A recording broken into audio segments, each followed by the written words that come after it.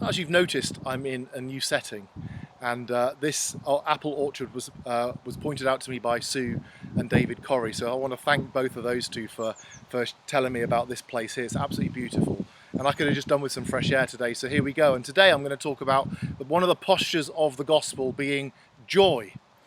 Now we know that Jesus saves us from our sins, and the moment that this truth dawns on us, we accept the forgiveness of Jesus because of his atoning work on the cross. We are in that phase of salvation. You remember it from your early days as being a Christian, from your conversion.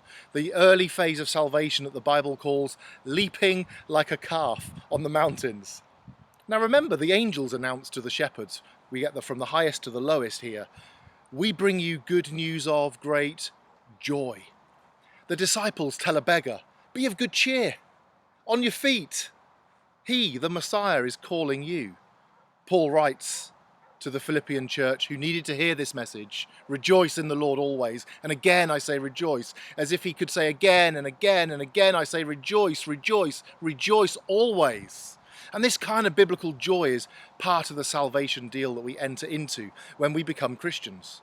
To be a joyless Christian is to deny or betray a crucial aspect of our humanity. Some have sadly equated holiness with joylessness, which is a parody. And we've all met people like that. Let's just pray it's not us. These people wouldn't even smile or smirk if they sat on a whoopee cushion. It is a distorted view of holiness that flattens life and humour. And the Bible, thank God, confronts such a view. Spurgeon, Charles Spurgeon, was especially well known for his humour.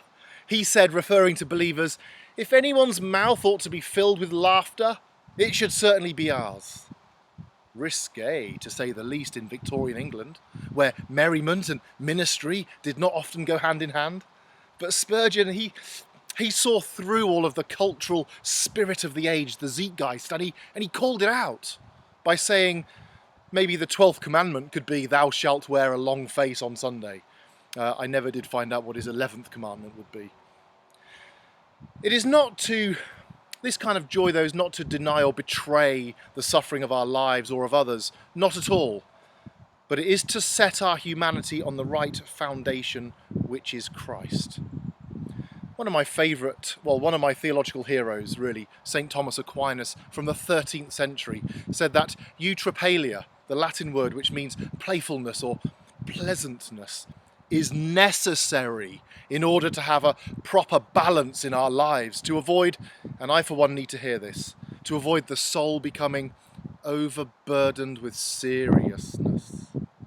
Aquinas adds that a man with no sense of humour is actually deficient, lacking something that ought to be present in a man fully alive. And the phrase fully alive is taken from one of the earliest church fathers from the 2nd century, Saint Irenaeus, who said the glory of God is a human being fully alive.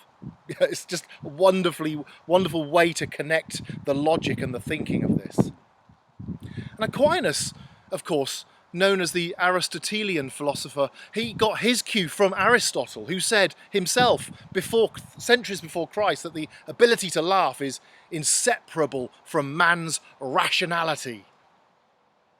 To not laugh, then, is in fact irrational and something less than fully alive. We can see this in TV and film.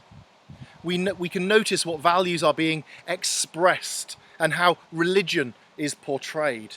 Take an EastEnders memory that I have from years and years ago. We all remember Dot Cotton. She's the religious one. She's slightly barking. She's a sad figure, a tragic figure, a superstitious figure. And then on the other hand, they have the superstitious figures, harmless and irrelevant. And then they have the serious religious figure who comes in and he's sinister and dark and malevolent and has intent to do evil. Now think about film. We can often see a clear conviction in the mind of the producers, and every film producer has a worldview. That humour and vitality are life, that's what's portrayed, and that sentimentality or evil is religion. These portrayals operate on what is called the sub-rational, the infra-rational. There are 3 levels that I want us to think about very briefly. This isn't a humorous part of my sermon, but I want you to bear with me. There's rationality, and a lot of the time Christians are charged with being irrational. That's infra-rational. This is the level of superstition and lucky charms and wishful thinking and touching wood and fingers crossed and four-leaf clovers, all of those kind of things. That's infra-rational. This is the level where most atheists or agnostics think Christianity operates. It simply is no good saying to these people, oh, just believe. That's infra-rational, but that's not Christianity. If Christianity is reasonable and rational, and it is, then it not only moves above the superstitious, it not only moves above the infra-rational to the rational level, it doesn't just remain as pure rationalism, but moves beyond or through rationalism to what is called supra-rationalism. Christian faith is a faith that is reasonable. It's not superstitious, it's not infra-rational, it's not merely rational, it is supra-rational. This assumption of the infra-rationality of religion is dripping through our education system too. Look at the average size book for a Year 11 physics student. Compare that to a Year 11 religious studies student. It's all rather embarrassing because they've misunderstood. And this is my evangelistic point. That's quite technical, there's a lot more to say about that. But it's an evangelistic point. When the claim of infra-rational faith is made, the joke's on them, for they have not understood the nature of supra-rational faith. And as I say, as we all say, he who laughs last, laughs the loudest. Now going back to Spurgeon, this is not a joke either, but there was a German theologian of the 20th century who said of Spurgeon that his preaching made God's kingdom suddenly pop up, not only in men's hearts, but in their diaphragms. The proper belly laugh of holy humour and holy laughter is amazing. Now obviously, this is not saying that we are to grin like maniacs or pretend that our sadness or pain means nothing under the cover of joy. Inner joy does not always tell on our faces. Why should it? Neither does deep pain or sadness. It's not always appropriate to show joy constantly or to show sorrow and pain and sadness constantly. We are all rather more complicated than that. You know it and I know it too. We all know, though, that laughter is the best medicine. A good belly laugh does us the world of good. When was the last time, for example, that you roared with laughter? Not a controlled smirk or a smile, but from the guts. With joy, Isaiah says, we will draw water from the wells of salvation.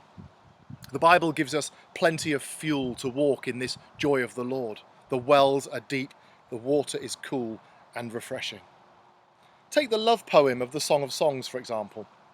I once made a Valentine's card for Rachel with a quote and a picture on it. Now, before you think me a genius or a Romeo, the quote was from chapter 1, verse 9, where the man is serenading his bride-to-be. And he's wooing her with winsome words of love, of metaphor, of poetry. He says, and I also said in my card, I compare you, my love. Well, ...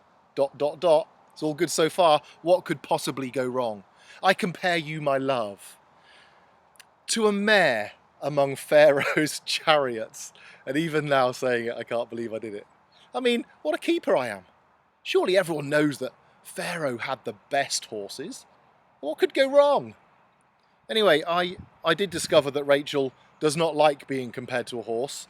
And apparently, and I quote, there is not a woman on the planet that would. Anyway, who knew? We live and learn, don't we? We live and learn and laugh. Now, many of Jesus' parables would have elicited laughter in the crowds. They'd had enough of the stifling religious seriousness. Faith and humour were like chalk and cheese.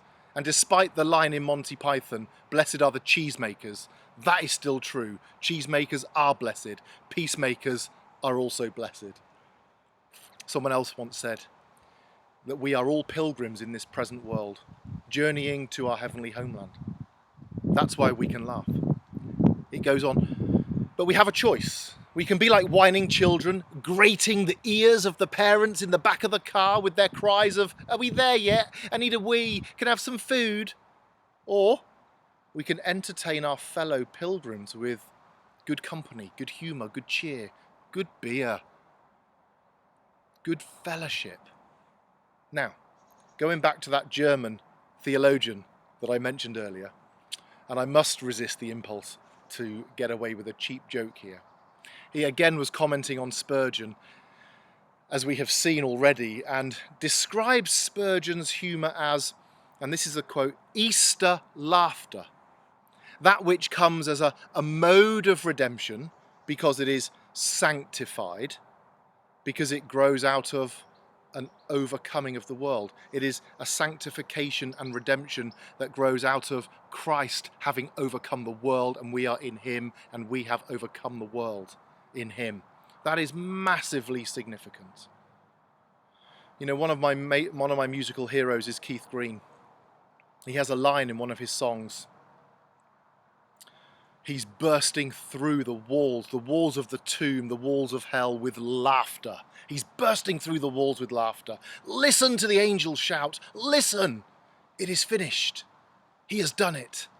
Life conquered death, Jesus Christ. We're going to listen to that song now.